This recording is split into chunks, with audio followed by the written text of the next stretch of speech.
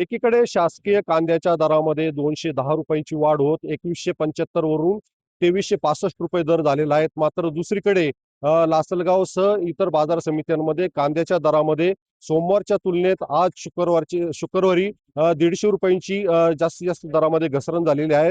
मी आता लासलगाव कृषी उत्पन्न बाजार समितीत आलेला असून या ठिकाणी आज सकाळच्या सत्रामध्ये 400 वाहनातून कांदा विक्रीसाठी आलेला होता.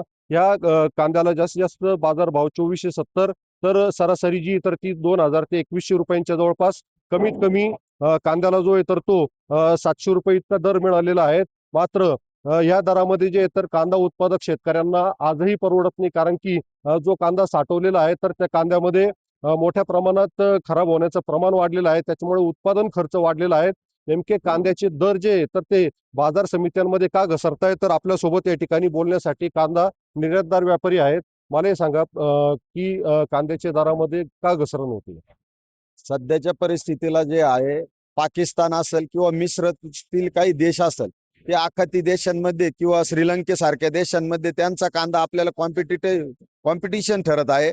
आणि आखाती देशांमध्ये जर आपल्या भाडीवाढ झाली होती, जे आपलं युद्धजन्य परिस्थितीत, ती कमी झालेली नाहीये. त्यामुळं आपल्याला भाड्यात फार मोठा फरक पडतो आणि त्यांचा काही माल ट्रान्सपोर्टेशन हे बाय रोडनी होत असल्यामुळं त्यांना त्याचा फायदा होतोय. त्यामुळं आपला तो कांदा तेथे कॉम्पिटिशनला टिकत नाहीये. आपल्याला दर कमी मिळतोय, त्यामुळेच कांद्याचे दर आपल्याला कमी होताना दिसत आहे. त्याचबरोबर देशांतर्गत मागणी सुद्धा कमी झाल्याचं बोललं जात आहे. काय सांगाल? उत्तरेकडील आता सध्याच्या परिस्थितीला श्रावण मास चालू झालेला आहे, तर त्याचा कावडी आणि तो श्रावण मासमुळं कांद्यात हा 20 दिवसाचा गॅप असतो. त्या काळात तिकडे कांद्याचा सेल हा फार कमी असतो. म्हणजे मागणी कमी असल्यामुळं आपल्याकडून पुरवठा कमी होत असतो आणि इथं पण मागणी कमी होत असते. आपल्यासोबत शेतकरी आहेत. मला हे सांगा की आज रोजी जो बाजारभाव मिळतो याच्यातून तुम्हाला परवडतंय का? नाही, गेल्या आठवड्यात मार्केट हे स्थिर होतं. म्हणजे थोडासा बऱ्या प्रमाणात होतं. 2200, 2300, 2400 सरासरी विकत होतं. या आठवड्यामध्ये नाफेडची योजना ही फसवी आहे. शेतकऱ्यासाठी काही लाभदायक नाहीये. तर भावांतर योजना देऊन शासनाने आम्हाला जो फरक आहे, तो शासनाने थेट शेतकऱ्याला दिला पाहिजे. कारण सरासरीमध्ये आज 1800, 1900, 2000 पर्यंत कांदे विकताय. तर ह्या आठवड्यामध्ये मार्केट एकदम कमी प्रमाणात आहे.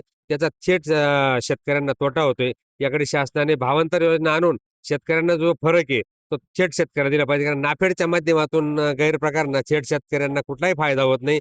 नाफेड ही फक्त फसवी योजना आहे. तर शेतकऱ्यांना त्याचा काही कुठलाही फायदा नाही. तर भावांतर योजना चालू करून जो 3000 किंवा 3500 शासनाने देऊन जो मधला गॅप जाईल त्याच्यातला फरक शासनाने थेट शेतकऱ्यांना दिला पाहिजे, अशी विनंती करतो शासनाला. एकंदरीत पाहता उत्तर भारतामध्ये सुरू असलेला श्रावण मास असेल किंवा परदेशातून कांद्याच्या निर्यातीमध्ये मागणी घटलेली आहे. त्याचबरोबर आता जी नाफेड मार्फत खरेदी सुरू आहे तर ही फसवी असून भावांतर योजना लागू करा अशी सुद्धा मागणी आता शेतकऱ्यांकडून केली जात आहे.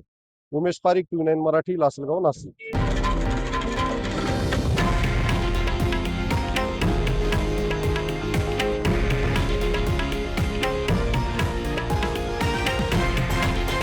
हे आहे देशातील नंबर 1 न्यूज नेटवर्क आणि आपण पाहत आहात TV9 मराठी, एकमेव.